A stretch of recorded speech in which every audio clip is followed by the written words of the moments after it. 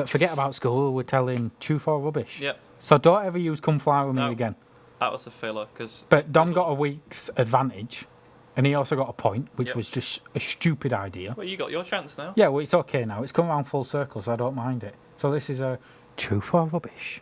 Okay, I'll start with the first story, the longest story out of two. Okay. So, okay, once again, it's a holiday theme, but We've there's got holiday theme. no come fly me. That's good. Yeah. One's a real story, one I've actually made up completely myself. So this is an original, Ethan. Yeah. So this could turn into a book deal for you. You never know. Anyway, right, so starting off. A woman called Sherry, and she says she has many funny stories about travel, though one of her favourites is what happened to her in the Serengeti. Nice. Serengeti's nice. Bit different. Where is the Serengeti? Africa. Okay. Close enough. I'm not wrong. Anyway, so I'm basically reading their perspective, so Okay. how they wrote it out.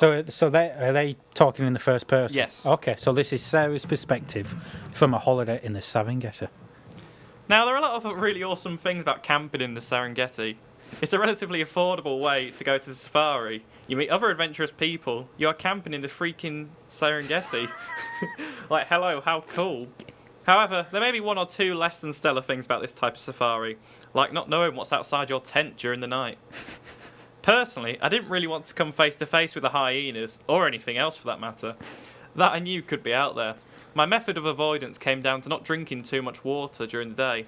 Other than the bathroom, nothing could draw me out at my tent at night. Well, one day, I was thirsty and had more to drink than I should have. Well, you have to in the desert, I guess. Yeah. The result? You guessed it, and I needed to pee pretty bad at 3 a.m. Nightmare. Let me take you back a few hours, though, to the afternoon. Let's. Christ, this is a mission. We were making camp that night at a spot that was supposed to be shared with some of the park rangers. Earlier in the day, the rangers brought a goat to camp. Okay. I thought they were taking the goat further on their journey, and I didn't think about it past that. Well, guess what the rangers had for dinner? Goat. Makes sense, yeah. You may as well. That night, from the safety of the tent, we could hear the hyenas munching away on the leftovers. It was gruesome. It also meant that absolutely... Carry on. I may as well wait. Save questions for after, maybe. Yeah. It also meant that I absolutely knew the hyenas were in the camp, right between me and the bathroom. Well, by 3 a.m, I was desperate and cared less about the hyenas and more about my bladder. However, we've been strongly warned not to go out by ourselves, so I asked my friend if she wanted to go on an adventure.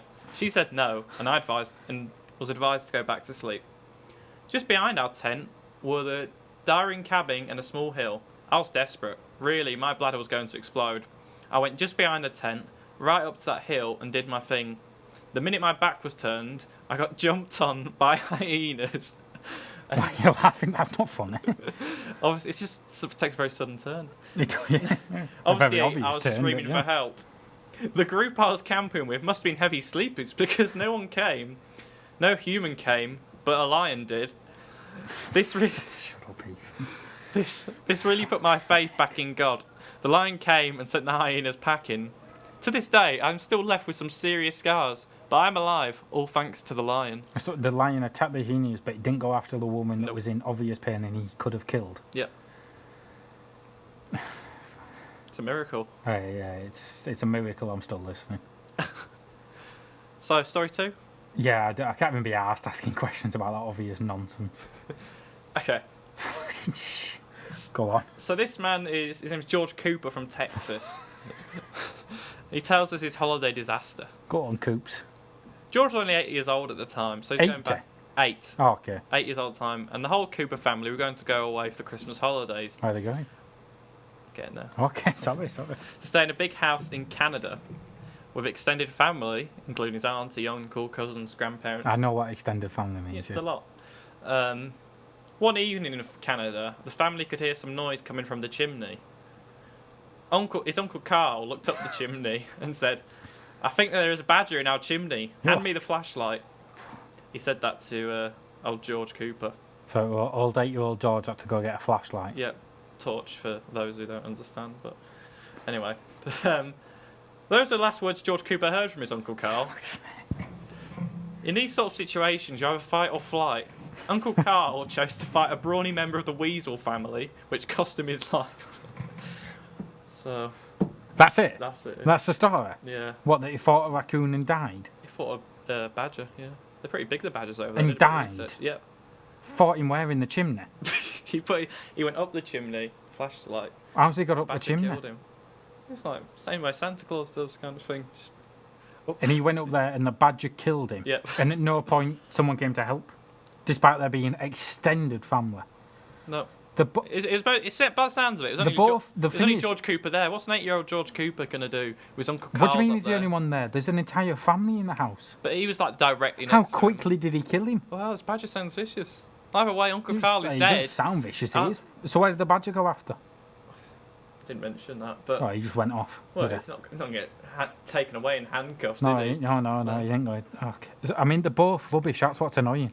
It's just one of them's your rubbish. Absolute nonsense. I didn't think we'd get lower than when you started doing murder stories, but we've had Come Fly The With other Me, ones were good. a badger killer guy, and a lass getting eaten while taking a piss by hyenas. Yeah, You want to they're do it? crazy stories. Do you want? No, but honestly, do you want to give me a count? Okay, so which? So I we're don't going. need to because it's I only want for you when to you do and Dom are here. I want you to do okay. it anyway. Right, But so story 1, is the hyenas story 2. to the badger, the brawny member of the weasel family. Okay, 3. So I'm saying 3, the 2, one 1. that's. That's true. Well, I mean, none of them are true, but this is so much harder than last week's. Right, I think story 1's true. Correct. Yes, fuck. Oh my god. I mean, that's just. Where do you read that? It's online. There's some Where? there's a blog of like the craziest holiday. So someone experiences. just made it up. No, it's true. They're all true. How do you know they're all true? That's rubbish. 'Cause it says they're all true holiday experiences. Absolute You couldn't take nonsense. someone's word for it. It's just She had nonsense. friends, then, didn't she?